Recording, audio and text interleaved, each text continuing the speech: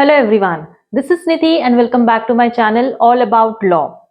We were discussing about Consumer Protection Act 2019 जो हमारी series थी कंज्यूमर प्रोटेक्शन एक्ट की, उसके अंदर ये हमारा नेक्स्ट वीडियो है जिसमें हम बात करने वाले हैं consumer redressal procedure but online mode. Okay, in the previous video we have discussed the consumer redressal procedure through offline mode. ठीक है, मैंने समझाया था कि दो मोड्स होते हैं कंज्यूमर की ग्रीवेंसेस को फाइल करने के लिए. आप अपनी कंप्लेंट्स दो तरीके से फाइल कर सकते हैं. जब भी कंज्यूमर्स को लगता है कि उनके साथ चीटिंग हुई है या फ्रॉड हुआ है और उन्हें कंप्लेंट लॉन्च करनी है, तो वो offline as well as online दोनों तरीकों से अपनी कंप्लेंट फाइल कर सकते हैं.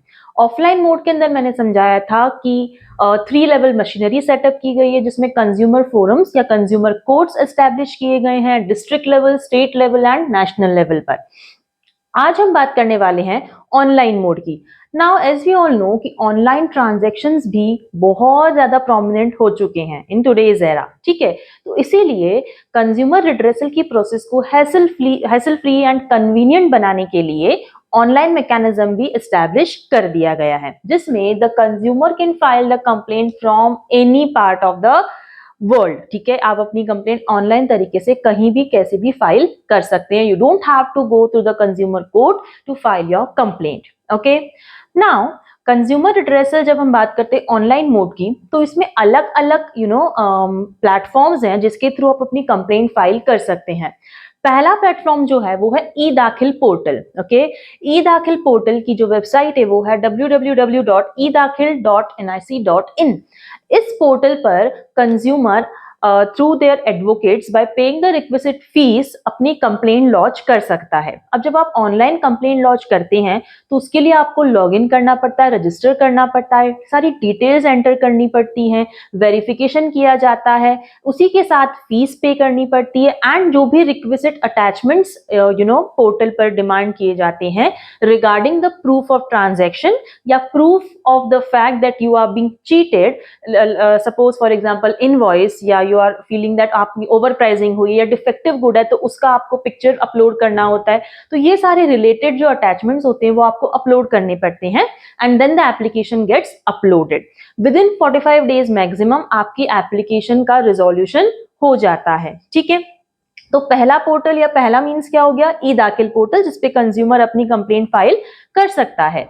Second portal is integrated grievance redressal mechanism जिसका एक्रोनिम या शॉर्ट फॉर्म है इनग्राम. ओके, इनग्राम एक बेसिकली नाम में ही लिखा हुआ है इंटीग्रेटेड. इंटीग्रेटेड मतलब एक कलेक्टिव मैकेनिज्म या कलेक्टिव प्लेटफॉर्म है जिसपे सारे टाइप के stakeholders, not only just consumers, rather government, regulatory authorities, private organisations, private companies, सभी क्या कर सकते हैं, इनग्राम के थ्रू अपनी कंप्लेंट्स लॉन्च कर सकते हैं. तो बेसिकली ये एक ऑल्टरनेट डिस्प्यूट रिड्रेसल मैकेनिज्म है. ठीक है, इस इनग्राम के अंदर आपको नेशनल थर्ड जो कैटेगरी है वो है नेशनल कंज्यूमर हेल्पलाइन भी. ठीक है, तो आप या तो ई दाखिल पोर्टल पर अपनी कंप्लेंट लॉन्च कर सकते हैं या फिर आप इनग्राम के थ्रू भी अपनी कंप्लेंट लॉन्च कर सकते हैं. ये इनग्राम जो पोर्टल है बेसिकली यहाँ पे आप अपनी कंप्लेंट भी लॉन्च कर सकते हैं.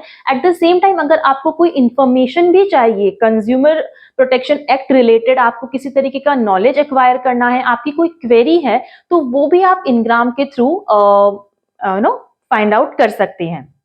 Then comes third mechanism, third mode जो है या थर्ड मीन्स जो है जिसके थ्रू आप ऑनलाइन कंप्लेंट फाइल कर सकते हैं वो है नेशनल कंज्यूमर हेल्पलाइन. ये एक टोल फ्री नंबर है जिस पर आप कॉल करके कंज्यूमर जो रिप्रेजेंटेटिव है उससे आप कांटेक्ट कर सकते हैं. वो आपको रिक्वेस्ट से सारी इंफॉर्मेशन भी दे सकता है, वो दे देगा. एट द सेम टाइम आपको कंप्लेंट कैसे फाइल करनी है वो भी वो बता देगा. एंड अगर आपको कॉल करके कंप्लेंट फाइल करनी है तो आप इस कंज्यूमर हेल्पलाइन नंबर पर कॉल करके भी अपनी कंप्लेंट फाइल कर सकते हैं. इसी के साथ 1915 एक और नंबर है जिसपे आप टेक्स्ट मैसेज के थ्रू भी कंप्लेंट फाइल कर सकते हैं या फिर अगर आप व्हाट्सएप करना चाहें तो उसके लिए भी एक कॉन्टैक्ट नंबर दिया हुआ है.